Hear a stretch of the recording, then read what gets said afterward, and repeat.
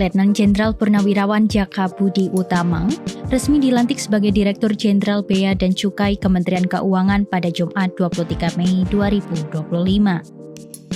Pelantikan dilakukan langsung oleh Menteri Keuangan Sri Mulyani Indrawati di kantor Kemenkeu, Jakarta.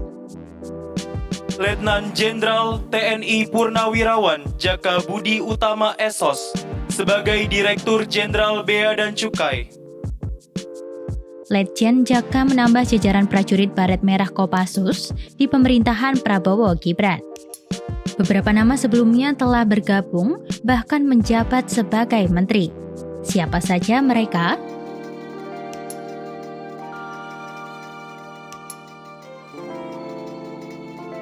Syafri Syamsuddin resmi menjabat sebagai Menteri Pertahanan Republik Indonesia setelah dilantik oleh Presiden Prabowo Subianto pada 21 Oktober 2024. Syafri merupakan rekan seangkatan Prabowo di Akademi Militer.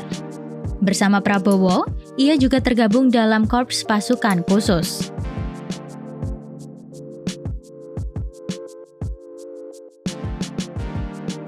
Presiden Prabowo Subianto mengangkat Sugiono sebagai Menteri Luar Negeri dalam Kabinet Merah Putih.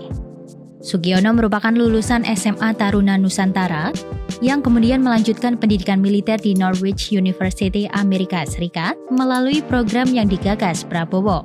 Selepas lulus dari Norwich, Sugiono masuk TNI melalui pendidikan calon perwira TNI. Pada tahun 2002, ia lulus dan menjadi bagian dari Korps Infanteri Kopassus. 2 tahun berkarir, Sugiono memilih mundur dari karir militernya.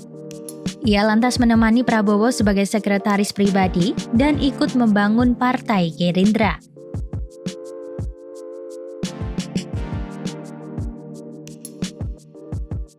Letjen TNI Purnawirawan Muhammad Herindra resmi ditunjuk sebagai Kepala Badan Intelijen Negara atau BIN, menggantikan Jenderal Polisi Purnawirawan Budi Gunawan. Herindra merupakan lulusan Akademi Militer 1987 dan penerima Adi Makayasa. Ia adalah Wakil Menteri Pertahanan di saat Prabowo sebagai Menteri Pertahanan.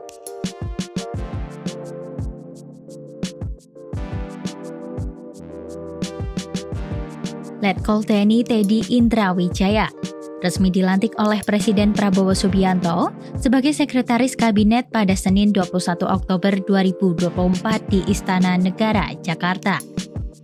Sebelumnya Teddy menjabat sebagai ajudan Prabowo dan pernah menjadi asisten ajudan Presiden ke-7 Republik Indonesia Joko Widodo.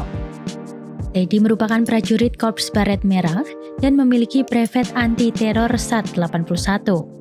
Satkultur 81 adalah satuan elit Kopassus yang dibentuk Luhut Binsar Panjaitan serta Prabowo.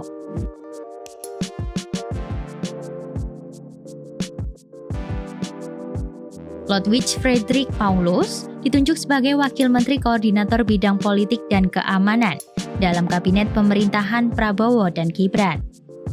Saat aktif di militer, ia pernah menjabat sebagai Komandan SAT 81 Kopassus. Pada tahun 2009, Ludwig ditunjuk sebagai Komandan Jenderal Korps Baret Merah.